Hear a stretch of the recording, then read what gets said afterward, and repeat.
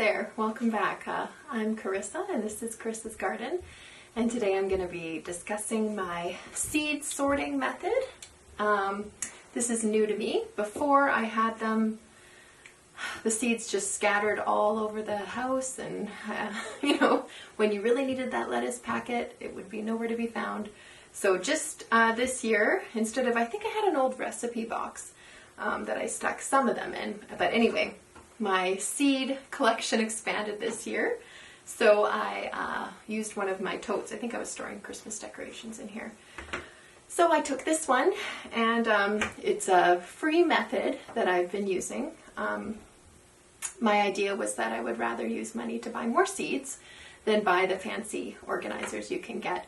There are some really great ideas out there. A lot of people use the 4x6 photo kind of storage bins where each individual bin can be a different vegetable or flower or that type of thing. But this works for me, at least. The other one is very fancy, but this one will do the trick for this year, I think. And as you can see, I have quite a lot of seeds, and I even went through and threw out the empty ones.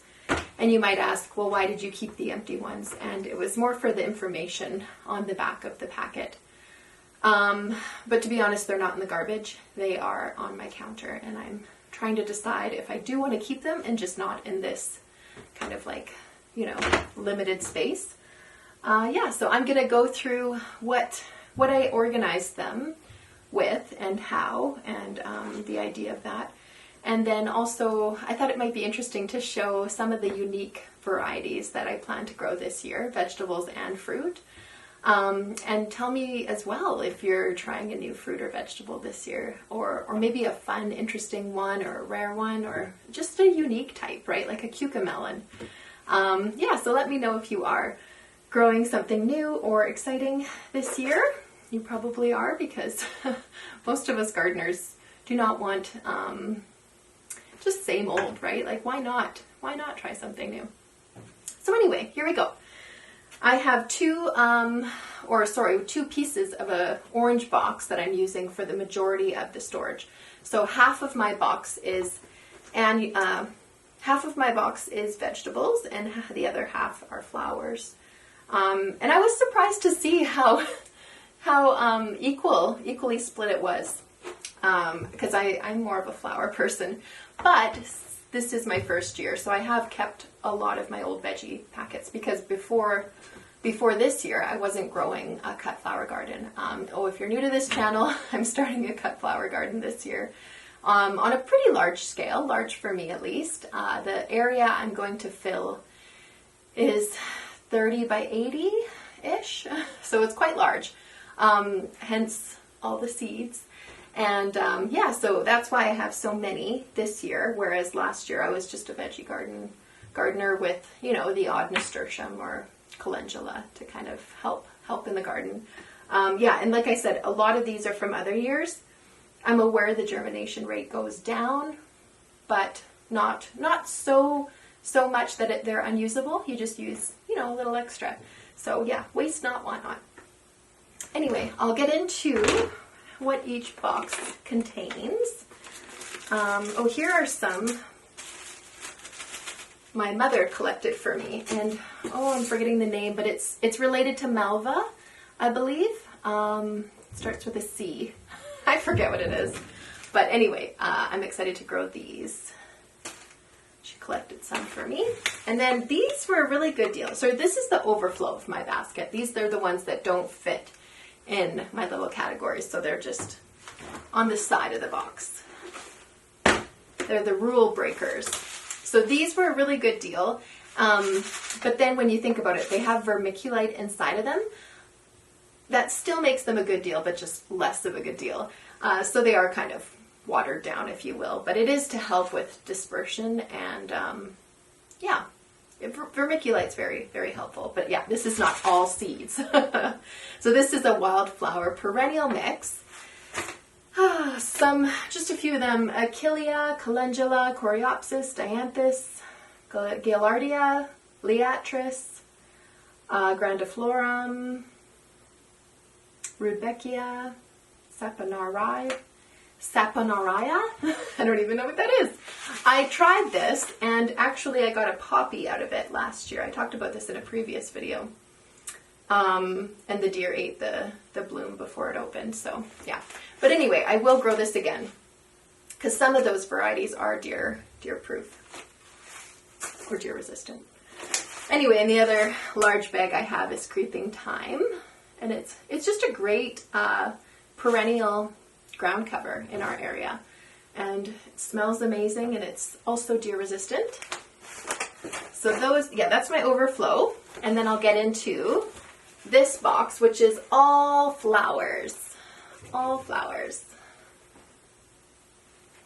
So I do have it split up between annuals and perennials, as you can see. And again, it is so satisfying. They fit perfectly, equally split. So inside of here, what I have is, I did tuck some more rule breakers. I did tuck a few here that are actually herbs, but I'm going to be using in the cut flower garden. So I did plunk them in here just to kind of remember, because vegetable growing, I can get lazy with, and just give up and just go buy the seed starts from the nursery. Whereas the cut flower garden, this matters, and I need to take it seriously. So if I put it here, I will definitely notice it.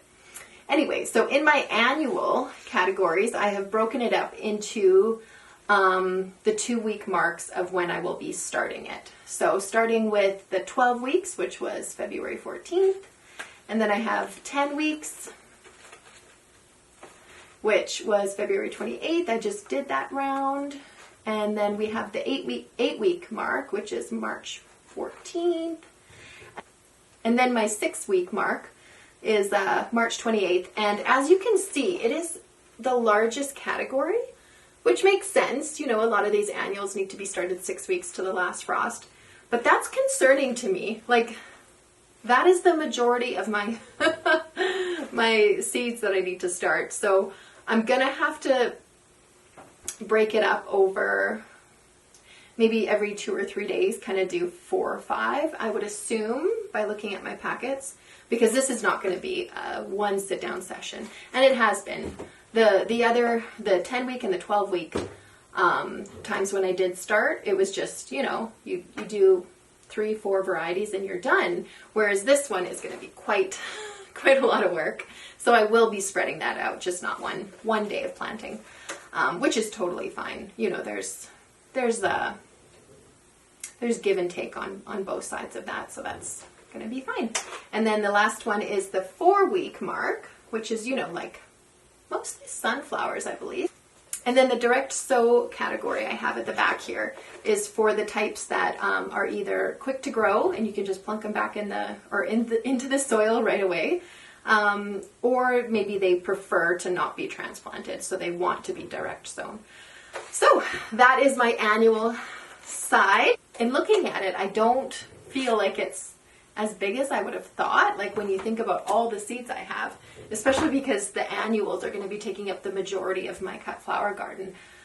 Well, actually, they will have their own garden, the large area that I'm talking about. So I hope I have enough. I really think I do, because I do err on the side of more than less, but we'll be fine. And then I also have some of the silica gel. The stuff that you buy. Anything you buy, it always has this in the pocket or in the shoe or in the box or whatever. So it just helps to keep these away from the moisture, or rather to absorb the moisture. Okay, and then my perennial category, I love perennials, right? If I don't have to grow something every single year, I'm for it, right? Like seed starting, I enjoy, but it's a lot of work. And recreating the outdoors inside is not the easiest thing. And I have a limited space. I have this one room down here. So, and even that, I share it. My daughter has a little craft nook over there. So yeah, creating this space to start indoors is not the easiest. So the perennials, I know that they can be a little bit more work. You have to maybe give them a prune, the Chelsea chop, I've heard some people call it. You have to divide them, you have to maintain them, you have to deadhead them and things like that. That's okay. When I'm in the yard and I am doing my task, that's fine. You know, like I would rather do that. So perennials, I know they can be more work in one way, but in another way, I'm not having to start them every single year, which I'm thankful for. So anyway, that is why my section is so large. And then obviously perennials are more similar in their seed starting method than annuals, whereas they, you know, have a specific shelf life, if you will. Whereas perennials, it's just, you know, start them and plug them in type of thing. And perennials are so adaptable as well. Like you can plug them in and they can be this tiny, and then by the next year, it's just like, doesn't matter, right? So yeah, there's a little bit more range in when you're planting your perennials. So anyway, I haven't divided them into their time categories because, like I said, but actually the benefit is to start them earlier than later if you have the storage space for them. So yeah, most of these I have started already. There are a few that I haven't, and they are the new ones, which I will get to. And then I do, of course, have the direct sow varieties, which is just barrage. I'm sure there are more. There's, like, of course, a lot of them are either here nor there. Like, they can be started indoors or direct sowed. So it's kind of tricky to pick a side, but this one I knew for sure it's going to be okay if I do it direct sowed. So that was my method of thinking for that one. Okay, so that is flowers, my flower box, a half of it. And then the other half is my vegetable. And just to not be redundant, I'll just let you know it's the exact same, right? So it's like, it's broken up into weeks, of course. So I've got my direct sow, which takes up about, well, no, exactly half. Half of it is direct sow. Because if you think about, I don't know, beets and radishes, what's the point? I know you can start them indoors, but when it's what? How many days? 20 to 30? What's the point? Just plug them in the soil as soon as it's workable. Anyway, so that is my vegetable portion of direct sow. And then the other half I have broken up into 8 to 10 weeks, 6 weeks, and 4 weeks. And I can get into more detail if you want, but I'm pretty sure most of you are able to kind of, plug into your choice of website and put in your frost date or your last frost date and get your own dates. I guess the week would be the same, right? But the date would be different. So anyway, Johnny's Seeds has a very user-friendly website, first of all, but also their seed starting calculator is pretty handy as well. So anyway, yeah, that is my vegetable organization. And then I was just going to talk a little bit about my fun new varieties. To me, if these aren't new to you and not rare, then I'm sorry, but I'm excited about them. So just ignore me. Anyway, so here is the first one. This is called Spinach Strawberry. Okay, and then I'll just read the back because well, first the word or the name drew me, and then the picture, and then the description. So I'll just read it.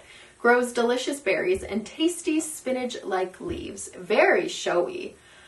I think it's hilarious at the same time, right? The leaves are edible and it produces berries. So this was a pricey one as far as seeds go. It was $4.99, and I don't think there's a ton of seeds inside. So not a lot of bang for your buck, but amusing nonetheless. Like, that's just going to be so fun. I can't wait to try that. Okay, that was a fun one. And, ooh, here's another one. This is probably an average one to most of the world, but to me, and I'll tell you why in a minute, I'm really excited about runner beans, the Scarlet Emperor type. So rapid, vigorous growth makes these a classic runner, being an ideal choice for tall trellises. So I plan to do a cattle panel trellis above my garden gate. So the location is perfect for where I want to plant these. And then here it is. Its dazzling scarlet flowers attract bees and hummingbirds. So if you know anything about hummingbirds, you know that they love red flowers. And we have had a few different hummingbird species in our area. The names are not coming to me. But anyway, I'm all for that. And they're fast growing too because, yeah, I'm not patient.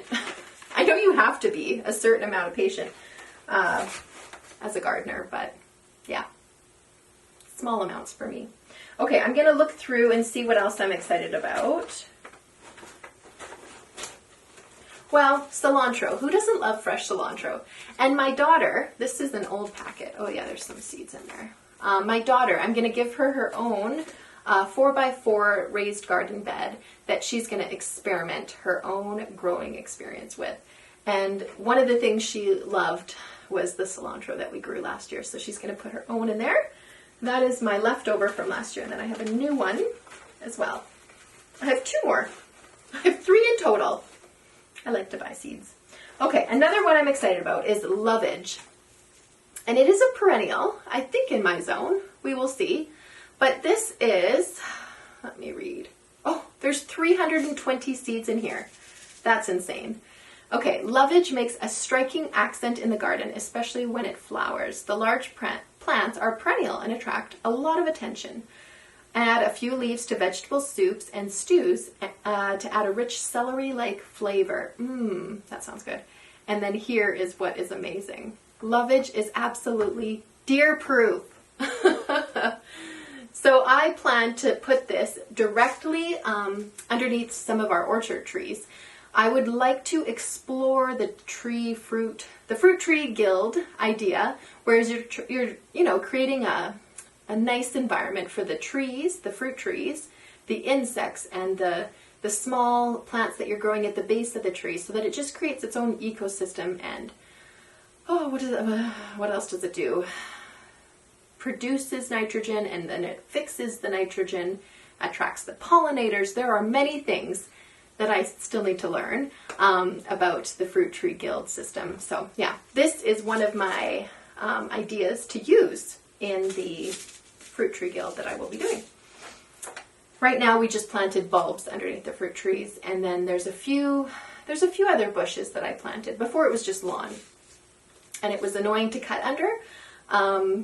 So I, dug it all out, planted some lingonberry, sea berry, Russian sage, daylilies, crocosmia, I want to say, maybe phlox, that type of thing. So just to kind of, bring in the pollinators and also make it look beautiful. And then I don't have to also cut the grass. So anyway, Lovage is what I'm very excited about as well. And then I'm going to skip over to, so that was veggies that I'm excited about. And then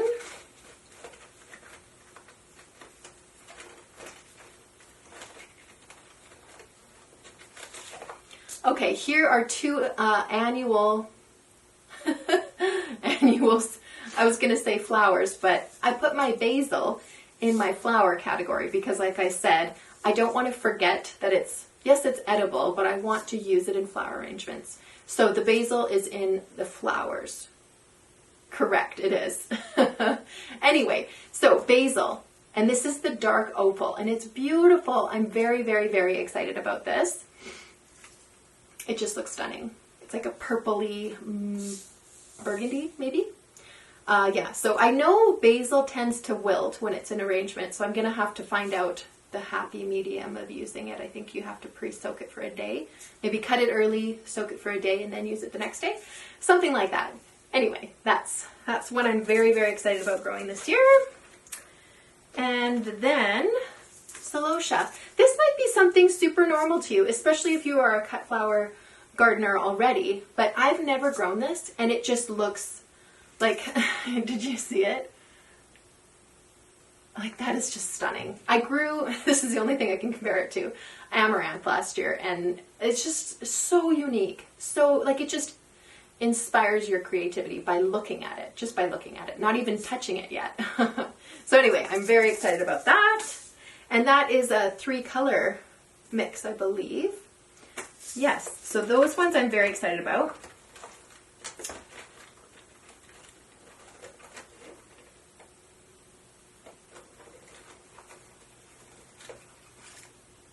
Okay, one more. Zinnias. So this is just one type. This is the cactus flower mix that I have, but I did buy at least 6 from Floret as well, of all zinnias, because apparently they are the easiest cut flower to grow, and they are just the most prolific as well. So I'm all for that. So that's just a few varieties of what I'm most looking forward to. I'm just gonna scan through and see. Oh, do you know what? There's a couple more. Of course, I could go on and on. This is Fescue Grass, and this is like a blue, a blue fescue. And this is also a perennial in our area. And I love this like sagey grayish blue tone in the garden. I think most landscapers say that you're supposed to use chartreuse, green, obviously, blue and red in your landscape. There's something about that combination of 4 that just is so pleasing to the eye. So anyway, this will do it for me. I'm really excited about that. And then just, I'm going to stop it at one more. This is Showy Milkweed. And this is a perennial milkweed in our area. And the thing about the perennial milkweed, or the native, I'll say, this is native in our area, this is a habitat for the monarchs. They are apparently in decline, so I would like to plant some more habitats for them. So this is for the butterflies. I'm not sure if I've ever seen a monarch in our area. I know we're at the northern tip of their migration, but I'm not sure if I've actually personally seen a monarch in our area. We've grown painted lady butterflies from the caterpillar stage, my kids and I. But yeah, I'm not sure about monarch. I do have a picture. I'll put it in right now. Last year, but I'm not sure if it was a painted lady or a monarch or one other one. Anyway, so yeah, one more that I'm very, very excited about. I've got my seeds all organized. So now I have no excuse to find the right ones that I am going to be planting that week or day, and I will just get to it. So yeah, thank you for joining me, and I hope you have a fantastic day. See ya.